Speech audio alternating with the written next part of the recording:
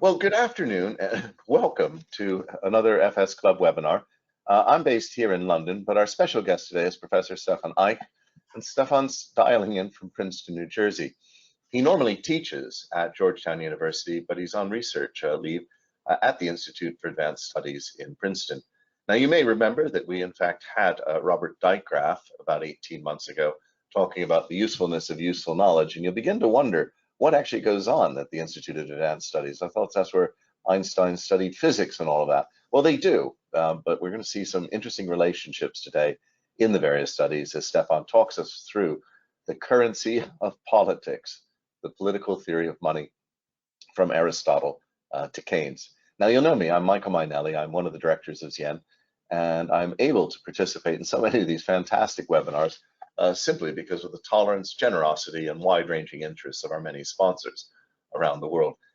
Now, we've had a number of discussions about money, but one of the things I particularly liked about Stefan's work in his book was, well, it completely accords with mine. So therefore, nothing like that to make you like a book. I wouldn't say completely accords, but many of the points that Stefan makes, I think, are not talked about enough, and we'll be going through that during the course of the afternoon.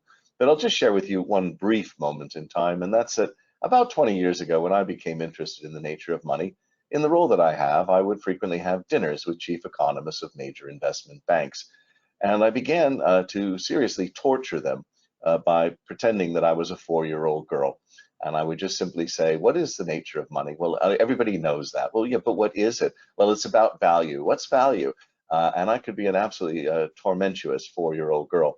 And normally I would have them in tears within, certainly within 30 minutes, but sometimes within about 15, because it is the case that we don't spend enough time in economics and finance talking about exactly what it is that we're doing. And so it's absolutely correct that Stefan's dialing in from an Institute of Physics. Who would study physics without trying to define the neutron, the proton, or the electron? But that is the case where we declare that money is exogenous to economics or finance. Anyway, enough from me. Let's have a quick look at our agenda, which is familiar to those who are regular listeners, viewers here. My job is to get out of the way as quickly as possible so you can hear from our expert. Stefan will be talking for about 20 minutes, and then there's time for questions, answers, but also comments, observations, things you'd like to point out. We're very interested in all of your feedback. 3 items of housekeeping then. 1, Stefan's slides will be available. 2, this is being recorded, yes, and it will be up for posted in approximately 2 working days, so sometime midday Thursday here in London, and you can share with friends, families, view again. And finally, how do you participate? Well, it's very straightforward. You use the GoToWebinar question and answer facility. Stefan and I are here online in GoToWebinar. We are not watching our emails or on Teams or Twitter or Signal or WhatsApp or any other device that you wish. So just feed them in there. And I will get as many of them as I can into the conversation. Whatever happens, Stefan will be receiving all of the questions, comments, and observations with emails attached. So if you just want to get hold of him, etc., do that. And very, very finally, if you're interested in what he says, and I certainly am, buy his book, which is posted links on the website at the link that you used to sign up. So with no more ado, Stefan, the floor is yours. Thank you so much, Michael, for having me, and thank you to all of you for coming. It's a real pleasure to be here and share a little bit about the book that came out last year. I'm going to be very brief, kind of 15, 20 minutes, and just give you a tour of my book on the politics of money. So let me try to combine a kind of overview of the basic structure of the book and its main arguments, but also give you a little bit of a glimpse of why I enjoyed writing it so much. And I'm going to do this in 3 steps. If you go to the next slide. First, I'll provide you some orientation, saying a few words about the book's main structure, kind of choice of thinkers and time periods, and how I approached them. Then I'll say a little bit more about my conceptual framing, what I take money to be, and the political theory of money specifically. And then I'll close with some brief thoughts where this precisely leaves us today, in a moment, as I'll argue, of monetary interregnum. And I know you had Barry Eichengreen here last week, so I think this follows up interestingly from his conversation. But I want to start with a question before I take you into the map. And I want to just ask you about the monetary interregnum before I say a little bit more about it myself. So I think there are different conceptions. So here's a little poll, whether we live in a monetary interregnum.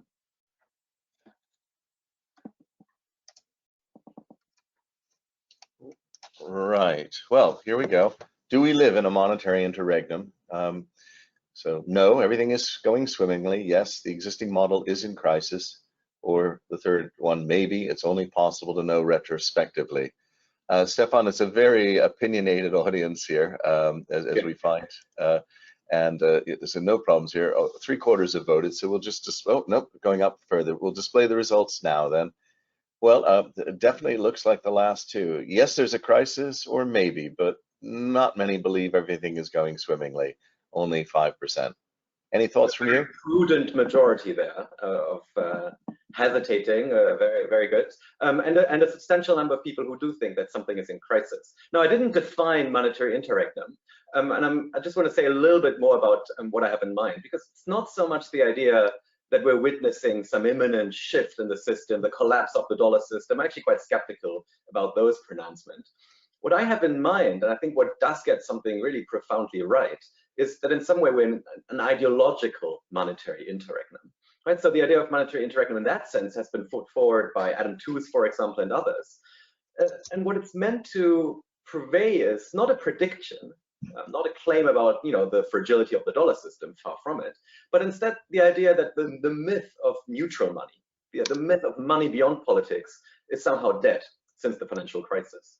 But that at the same time, a kind of, as Tooze puts it, a fully political money that dares to speak its name has not yet been born. And so we're kind of stuck in a world in which the old narratives, the old tales, don't quite sound right anymore. But our institutions continue to rely on them, and we don't quite know what is going to replace them. I think there's a lot of evidence for that. If you look at just the debates over inflation, it's obvious that these are not just technical decisions, but deeply political ones. And yet it's really difficult to discuss that politics in the existing frame. Things that were previously only possible to say behind doors are at the same time now said in the open. I think there's some interesting kind of questions and debates that follow from that, to which I'll return at the very end. You could also think about the international system and the way in which the dollar system has become increasingly weaponized without there being an obvious alternative in place to step in. So this is what I have in mind when I talk about the monetary interregnum, a kind of legitimacy crisis of the current institutional setup that is strained, and yet it's not at all clear what could possibly replace it. And this is where I come in as a political theorist, because it seems to me that in particular our political vocabulary, or even discussing the possibilities, the purposes, but also the limitations of that politics of money, is at the same time quite impoverished and inert, probably atrophied by the kind of myth of neutrality that dominated politics for such a long time. And this really is the kind of impasse that prompted me to write this book. Okay. So if we go back to the table of contents and the map, the book is organized as an exploration that takes us back in time into 6 historical moments of monetary crisis. The next slide has the table of contents, I think. So these kind of stretch back all the way from ancient Greece to the 1970s. And indeed, our very own moment of monetary interregnum, which frames the epilogue. The first chapter, if you go to the next slide, really goes to kind of ground zero and engages in a kind of ground clearing exercise by setting the scene and recovering an ancient argument that formed a standard reference point for really discussions about money for 2,000 years, but then got kind of lost a little bit. And so the chapter tries to shift attention away from readings of Aristotle as a kind of proto-materialist thinker, and instead towards book 5 of the Nicomachean Ethics, where Aristotle develops a really influential account of coinage, numisma, and I'll return to this, as a law-like institution, a kind of conventional institution that can serve political justice, however that is defined within a particular system. If you go to the next slide, so most of the chapters you'll see are not about ancient Greece, but they really revolve around what you might call the modern politics of money. So these are chapters on Locke, Fichte, Marx, Keynes, and they are the core of the book that set up the counters of a conversation that I think we still find ourselves in, a conversation about the political theory of money, different options available to us, and the kind of impasses of different positions. Now, why these thinkers and why these moments? If you go to the next slide. Now, they're not case studies. I didn't just randomly pick them. Instead, these thinkers are actually tied to specific monetary crises that became foundational for the way we look at money today. And they're also all tied to one another through cross-references and footnotes. So there's a peculiar temporality to the history of political thinking about money, and if it accumulates in layers of crises. Long periods of calm and a relative lack of interest, and then suddenly interrupted by moments of violent crises in which everything is up for grabs. Okay, and in these moments of crises, contemporaries are often sent back to the past in search for orientation, and that's what I'm trying to trace by following the footnotes and connecting these layers. Reconstructing past crises, if you go to the next slide,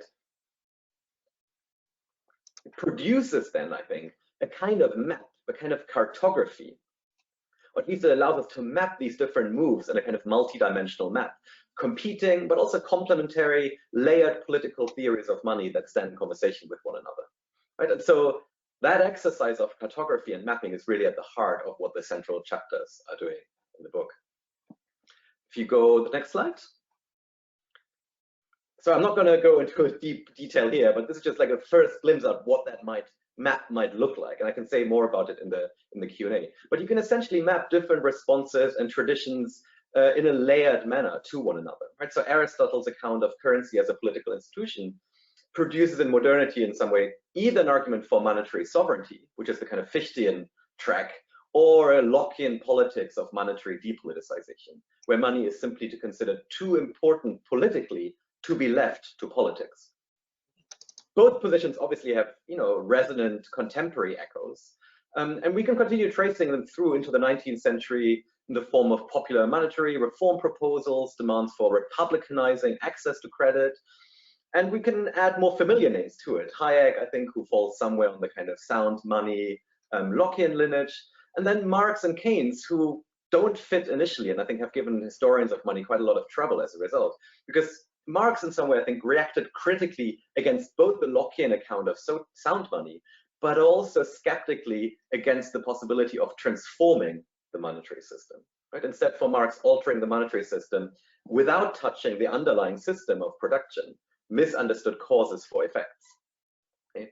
Keynes has a different peculiar spot on this map, because I actually don't think he simply offers an alternative position. Instead, we witness him seeking to reconcile seemingly contrary positions. And so Keynes argues against Locke that monetary politics cannot solely be based on depoliticized stability. And yet at the same time, he insists that money has to be shielded from more popular kind of direct politics, that it requires special expertise. If you go to the next slide. So that mapping can give us some orientation today, can enrich the conversation, both conceptually and historically, but it's not meant to be a kind of depiction of reality, but it's meant to serve the purpose of orientation. It's also crucially, as I mentioned, not a two-dimensional map, but a multi-dimensional map, in which time plays a crucial component. And finally, I think, and Keynes is a good pointer in that direction, it really is not a kind of grid that forces us to choose one option over another, but I want us to really appreciate the way in which many of these options can actually be combined and have historically been combined and coexist alongside one another. Okay? And yet it might be helpful to disentangle them.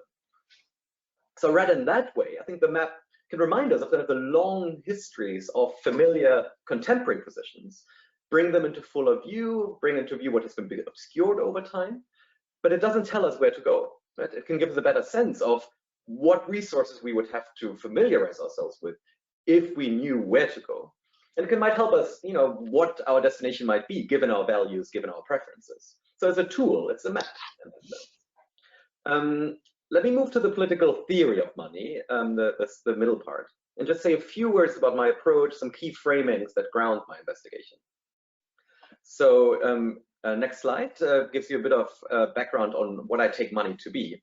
Because in the book, I operate with a kind of conceptual and normative distinction between money, capital, and political currency, but money itself, most broadly speaking, I take to be essentially a form of circulating debt. So an IOU that's essentially widely accepted in a certain area or particular community, with the complication that this involves most likely, though not necessarily, I think, because a state has declared that particular form of debt legal tender to settle its tax obligations. Right? That's an important part of the story. But maybe not all of it, but a crucial element for us to understand what money is. Now, this understanding, which I think is actually fairly widely accepted these days, inverts older accounts that present a gradual procession from barter to metal money to credit. But instead, it's credit right from the very beginning, with all its connotations of belief, faith, and crucially trust. And lurking behind trust, always the threat of violence. That's one crucial kind of ambivalence that I'm particularly interested in. And I should just say I'm deeply indebted here to legal scholars and historians of credit who've done the necessary work to kind of recover that conception of credit money as essentially a form of social relationship. Next slide. So this social relationship of money cannot take on different forms, and there can be very different kinds of money based on different conceptions of politics. So while money in the abstract sense has been around for a very long time, actually as far removed from Aristotle in time as we are removed from Aristotle, there are these moments in which new forms of money appear, which the monetary technology changes. And in these moments in particular, we can witness struggles over the politics of money. And one such instance, if we go to the next slide, is the emergent and then very rapid spread of coined money in the Eastern Mediterranean around the 7th century BC. So quite a bit before Aristotle, but still a relatively new institution by the time he's writing. Beforehand, most transactions, especially long-distance trades, had been conducted in weighed gold or silver, little ingots, essentially, lumps of metal.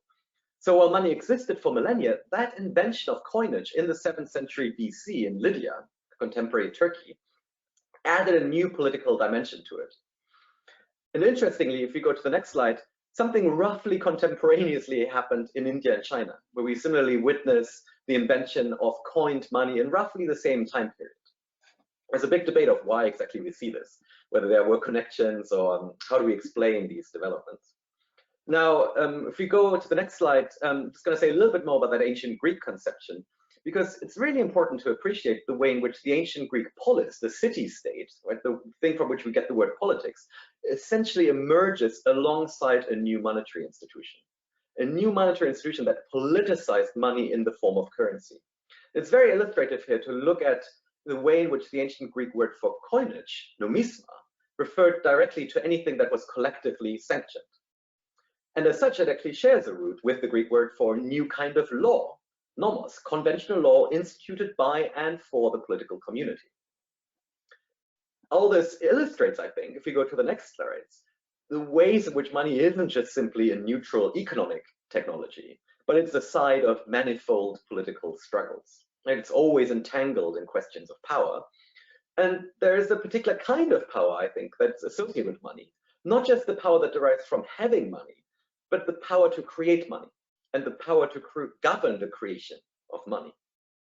And closely linked to this, we can return to this, is the claim that money and banking are never purely private, but that they remain in important ways tethered to the state and the central bank. Like, even money created by banks is ultimately backstopped by the state. Now, put together, and this brings us back to trust and violence on the next slide, I think this provides a picture of money as always suspended between trust and violence. This is an expression that I take from two French economists, Michel Alietin and André Orléans. So money is an institution of collective belief with a rich performative, communicative, and temporal dimension. And as such, it's a constitutional project, as the legal historian Christine Desarmes has put it. What ties all this together, and what gives it, I think, a particular importance for political theorists for me, is an appreciation of the ways in which money here appears in all these different guises as essentially a fragile project of political language. Right? A project of political language with unique promises and challenges for politics, but in particular for democratic politics. So let me move back into the interregnum at this point. Where exactly does this leave us? Just very briefly, as I mentioned, I do think we are kind of stuck in the interregnum for now, at least. And this is a peculiar and kind of discombobulating position to be in, but I do think it's ours. So on the one hand, we have to recognize that capital seems to rule supreme. Right? Not only has it been able to survive various crises, but it seems to thrive with crises. Indeed, the very patterns of crises seem to be part of the reproductive system of capitalism. And yet, at the same time, it's crucial, I think, to recognize, as Bagehot already put it in the 1860s, that, quote, money will not manage itself, unquote. Right? All monetary systems need governance. and that inevitably raises political questions of who gets to decide who governs and based on what values. So finance needs the state at least as much as the state needs finance. Right? That's the kind of peculiar interdependence that we find ourselves in. I think that formulates the task that we confront here, which is first to conceptualize that interdependence, and secondly, to develop better conceptual tools to describe, to criticize, and to debate that politics of different kind of competing visions of what the monetary system should be and what it should achieve. Let me say one more kind of conceptual point that I think is for me important in driving home in the book. This is on the next slide, because we're very familiar with debates over the kind of politicization of central banking since the financial crisis, or like narratives about its depoliticization and the Great Moderation. And obviously, in some way, I'm joining those debates, but I think framed as such, they're actually deeply misleading. Because to begin with, the depoliticization of money is actually much better understood as a de-democratization. The politics never disappears. It's just the kind of politics that changes. So even if we are skeptical or worried about the recent kind of politicization of money and monetary politics, it's crucial to appreciate that this is always itself a move on the chessboard of the politics of money.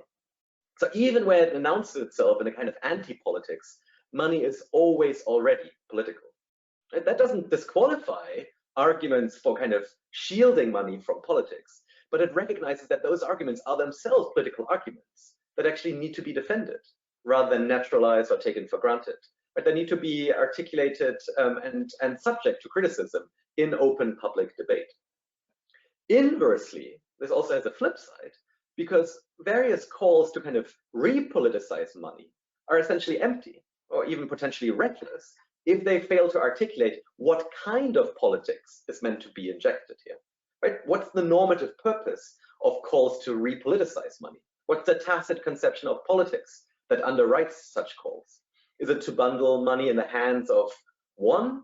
Is it to grant legislatures greater power?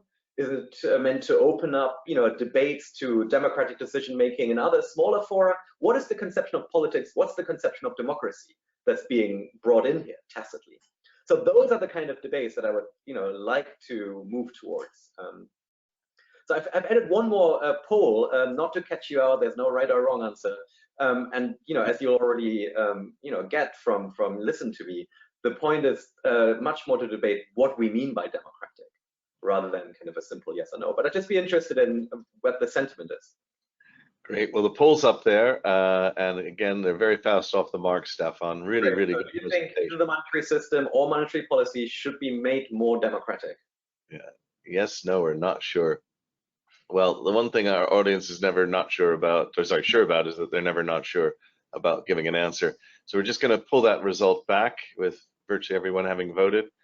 And there you go. Oh my gosh, completely level, really. Amazing. Wow, amazing. Okay, this is exciting. So we're gonna have a good debate after this. So actually, I don't have much more. I just want to leave you with, in some way, a different way of posing that challenge, which is to conclude with the late Rudy Dornbusch, who claimed in 2000, really at the peak of the Great Moderation, that quote unquote democratic money is bad money. Right. And so I think the question we're left with today, as the poll also reflects, is that still the case, or can we do better than this? And if so, what do we mean by democracy? So I'll end here, and I look forward to the discussion. Great. Well, let's start with just a small point of clarification. Nikki Holzhausen was curious if you could just explain just a teensy bit the difference between nomisma and krima.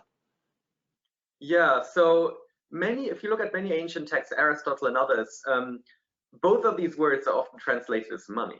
Now, if you dig a little deeper, it turns out that these thinkers were very careful in distinguishing between two different terms, and that's exactly nomisma or krema or kremata. Nomisma really means coined money. Sometimes it means money in general, but it becomes specifically connected to coined money.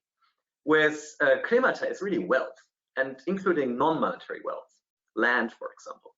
Right? I think that actually is a helpful distinction, because it can tell us that what's often seen as a kind of worry about money specifically turns out on closer inspection to be worry about wealth accumulation, right? Not monetary, which can be non-monetary. And in turn, what it reveals is that, I think this is kind of weird for us, coined money was seen as a possible answer to the accumulation of wealth accumulation. So that's I think the argument that appears once we begin to separate, numisma, coined money, from cremata, wealth. Interesting. Funnily enough, Nick Goddard wrote a pamphleteer for us over 10 years ago, where he looked at the Greek drachma, and oddly, the drachma, which was originally used to pay a hoplite for one day, still is about the same as a soldier's salary for one day here in the United Kingdom. So there's some interesting, strange correlations over long periods of time. But let's move on here. Nikki Holzhausen is asking, and frankly, Sean Turnbow would if he were here, I think he might be, would it potentially make sense to base the value of money to the value of the Earth's balance sheet, or to energy, perhaps? Yeah, so there have been all these proposals, particularly in the 19th and 20th century, to link money first to labor power. And then since the 1920s, 1930s, there have been all these really interesting proposals to link it to energy in one way. In some way, the climate discussion has brought this back up. Now, I think what's behind this is in some way the attempt to link money to actual needs, to something that really exists, rather than this fictive world of credit and so on. I'm a little skeptical precisely because of the way in which money is intrinsically a kind of political institution that cannot be fully removed from our control, right? So even the decision, let's say, to link it to energy would itself be a contentious political decision. So I'm skeptical about this argument about just essentially tying our hands, right? That can be in the form of gold, it can be in the form of, Bitcoin, where you essentially just tie your hands and the algorithm dictates how many can be mined, or it could also be alternatively by linking it to energy. What all these have in common is, that might change, but there's no more human discretion involved. There's no more political decision about what to do. And I think in an institution that is so fundamental to the way in which we live, we want to have the ability to intervene if things don't go the way we want them to go. We want to be able to, revise our mind and adjust to the circumstances. And I think that requires, like with the law, institutions that are responsive to essentially democratic feedback. Good. We've got a question from Charles Vermont. Is money a deferred tax credit, and is that the link to politics? And that's always been my problem with some of these energy coins. It's like, if money is debt, then who's the debt owed to? But that's Charles' question. I'll tack on to that, Nikki, again. Is it possible to have an economy without debt? I think it's not possible to have a society essentially without a credit or debt system. Like, we're constantly in each other's obligations. We owe others favors, and they don't have to be monetary for this to be in some way a credit system. So I take a kind of deep anthropological position on this, and I see credit relations as intimately woven into anything that approximates even vaguely complex societies. And so to talk about debt, you can just flip it around, talk about credit, and suddenly it's very hard to find a society that doesn't have credit relationships in one way or another. Trevor Hilder's been fairly active here. I'm just going to string together some of his into one question. Gordon Brown made the Bank of England independent whilst also increasing public spending through off-balance sheet tricks such as PFI, PPP, private finance initiatives.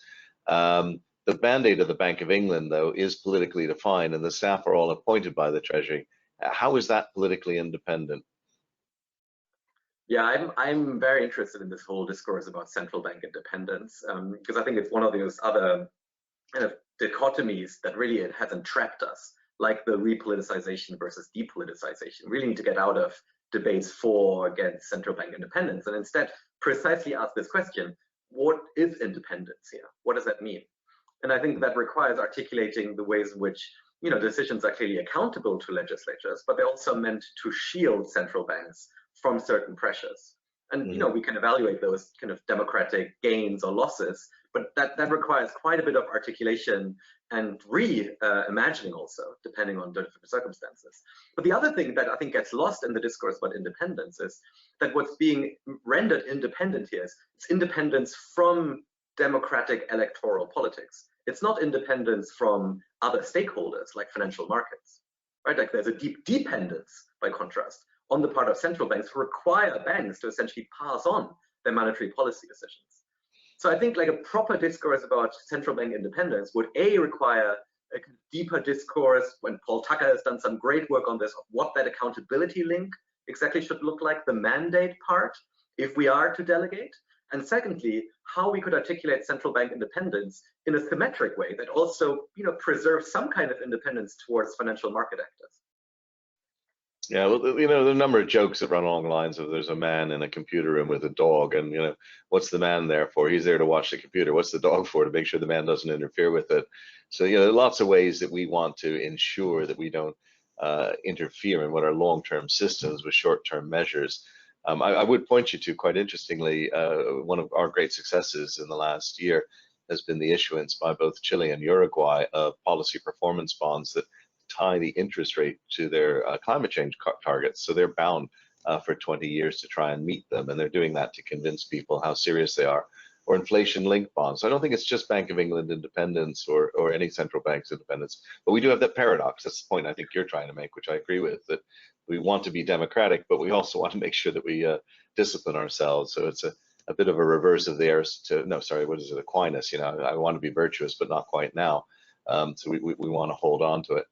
Anyway, we couldn't avoid this. I want to turn, we're going to get to Bitcoin and central bank digital currencies in a split second.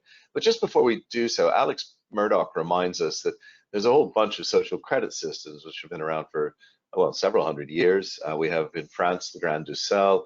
We have over here the Totnes, Bristol, and Brixton pounds. In America, you've got the Ithaca dollar, which is a long-standing one. And so there's a lot out there of people creating social credit, and I particularly always refer to the Swiss Sphere, founded in 1934, which is a long-running social credit system partially sponsored by the government. And Alex is just basically asking, are they examples of democratic money? They can be.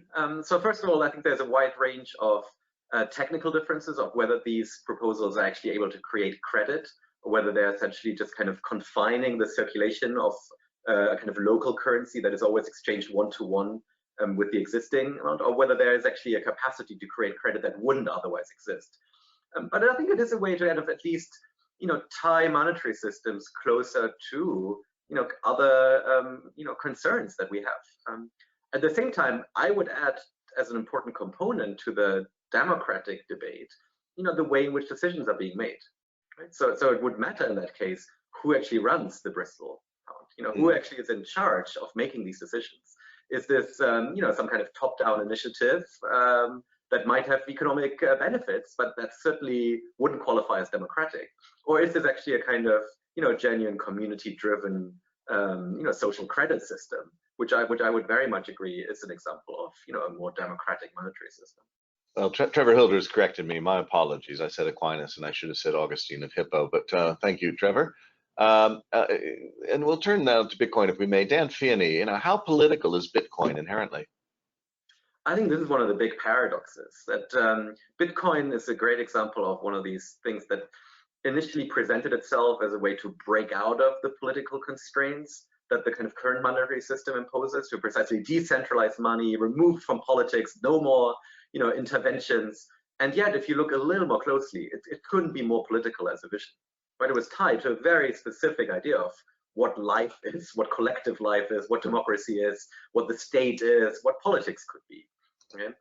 So that's a good example of actually looking behind the veil, kind of behind the rhetoric, and not taking things at face value, but trying to see the way in which even proposals for monetary reform that present themselves as apolitical or even anti-political pursue a particular conception of politics. Right? And that conception of politics should be put on the table and interrogated. Now, the Bitcoin thing is doubly fascinating because I think what has happened since is that essentially Bitcoin has given up on the idea that this is the future of money. Right? Like initially it was touted, this is what we were all going to be using Bitcoin for our payments. That's essentially gone. Essentially, it's just a kind of virtual slot machine. And you can get rich with it, or you can lose a lot of money, but the idea that you would actually pay your pizza in Bitcoin is basically gone.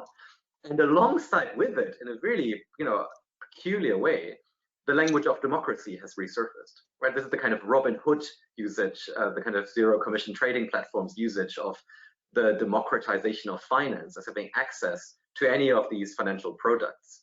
And I think again, this is like an important point where political theorists are called upon to actually disentangle what the conception of democracy is that's being invoked here, when people, and not just Robin Hood, but also, Eswar Prasad, who wrote this great book, The Future of Money, also talks about the democratization of finance through fintech. I'm very skeptical about this because I think it's a very different conception of democracy than the one I have. There's very little conception of one person, one vote based into that. But at least we're having a discussion about democracy. But it's a really paradoxical, topsy-turvy field that Bitcoin has opened up since. Okay. Well, we therefore, I think, need to move on to central bank digital currencies. Any quick thoughts on those? I think so, exactly. Just as Bitcoin has essentially given up on the idea of being the future of money, that contest between competing private and public visions of money now plays itself out in the realm of stable coins and central bank digital currencies. I think that's going to be the kind of side of future contestation about what the monetary system, the digital monetary system, will look like. Like on the one hand, you have stablecoin proposals. Think of Facebook's failed bit of the Libra/Diem project, and on the other hand, more and more central banks piling into the central bank digital currency space. And that itself can take on many different shapes depending on what the degree of actually public control, transparency is. But I think that's really where we're going to see competing visions of what a public component of a monetary system could look like. Robert Huberty is curious. What explains the loss or absence of interest in the intellectual history of money? I guess in a way he's asking, why was this space available for you to write this book? And Ian Shackle asks a related question. Many thanks, Stefan. As you say, all monetary systems need governing. Who, if anyone, has best articulated good principles of monetary governance? Okay, let me take these in turn, beginning with the first one. So one thing that I didn't expect, that was quite striking when doing the research for the book, is just how many times this politics of money has been forgotten. Right? This is in some way the flip side of telling the story of layered crises. But there is intense awareness of this at various moments in time, including by thinkers that I didn't realize had an interest in money. And then just as strikingly, it kind of gets quickly forgotten again afterwards. So the power of just kind of routinization and normalization after crises seems to be so strong that it very easily buries some of these more contentious political debates. And I think there's a deeper point here in the way in which, like, sociologists sometimes joke that, money works best when it's least kind of thought of. So there seems to be something about the way in which money itself seduces us into not thinking too hard about it. Right? Put differently, if you take a pound note or so and just stare at it for too long, you kind of go mad. You don't quite know anymore what it is you're looking at. So if you think too hard about it, it seems to stop working. And I think that's a really interesting dimension. We need to debate this. And at the same time, there seems to be something intrinsically difficult about thinking kind of hard about what money can do. So that's the first answer. On the second point, I'm now spending even more time with Keynes. So there's a crucial Keynes chapter in the book, and that has only kind of whetted my appetite to do even more on Keynes. So I think Keynes is really the person who thought most centrally about money throughout their entire life. And I think exactly in the ways that lend themselves to the kind of moment of interregnum we're in, like with an emphasis on uncertainty during the interwar years, with kind of thinking through the complex relationship between politics and economics. So if I had to put my cards on the table, I think Keynes is the person who has most to teach us on this. Okay. As Keynes once said, though, the world has far more to learn from Silvio Gesell than it will ever learn from Marx. Any comments on that? Yeah, I mean, Keynes was a reader of the history of moral philosophy, political thought, political economy, including the canon, but also the kind of more heterodox voices on the margins. So I think I'm writing a book on Keynes, actually, on Keynes's political thought right now. And part of the goal is to precisely retrace the kind of layers of his own reading. Like, who were the people he was reading? He tried to read Marx. He thought it was like the Quran for him, just couldn't really make sense of it. He thought it was clearly an important book, but not for him. But there were others, in particular 19th century thinkers from philosophers, to Gzell, who had a deep influence on him. At the same time, he was such a kind of strong character that even a praise from Keynes doesn't necessarily signal agreement. It just means that Keynes found something interesting in there that he was able to do work with. And so that's the kind of generative mind that he was.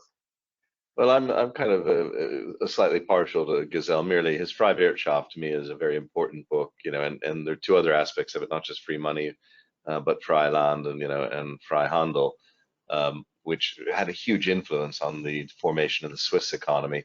But you're also right. I mean, we got in the 19th century, not very well read actually, is Charles Holt Carroll, who's writing, I think, from Massachusetts in the mid 1800s. He says money and debt are as opposite in nature as fire and water.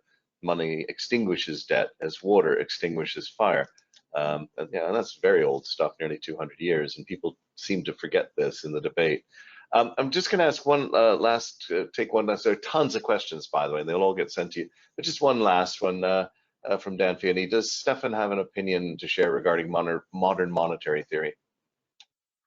Yeah, so I'm broadly sympathetic to MMT. And I think it's done a lot of kind of beneficial work, and particularly in the US, and kind of altering the conversation about public finance a little bit. What I think it's kind of lacking, and where I come in, and where I think much more work needs to be done, is that it doesn't really have a theory of the state. It doesn't really have a theory of politics. So in the book, I actually, this is a little unfair, but I actually juxtapose in some way the MMT origin story of money to the more conventional economic story of kind of barter to metal. I think the MMT story is more plausible, but in some way they both have a certain kind of ahistorical quality to it, and they both lack a kind of rich conception of politics. So that's where I would go next and think through what exactly it is we mean by the state, what the notion of democracy is, how state formation plays into this. It's a richly historical developmental account rather than just a kind of static theory that applies to all times and ages. Oh, excellent. Well, we got tons of comments. Hugh Purser, Chris David, Angel Gaviero, Richard Sage, Catherine von Stackelberg, Neil Brown, etc. And I'll just give it a flavor of them to the audience, and then I want to come back with two questions for you.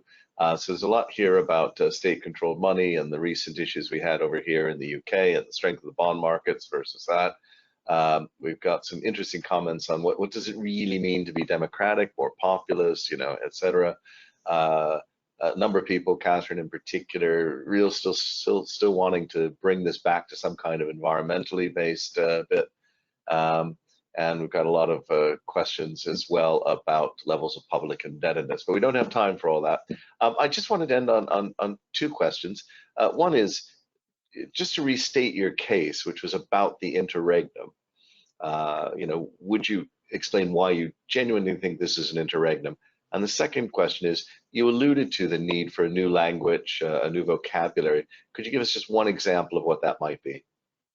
Yeah, so I do think that the notion of the interregnum can do some work, but again, I wouldn't use it in the descriptive, but certainly not in the predictive sense, right? I'm not making a claim about what will happen.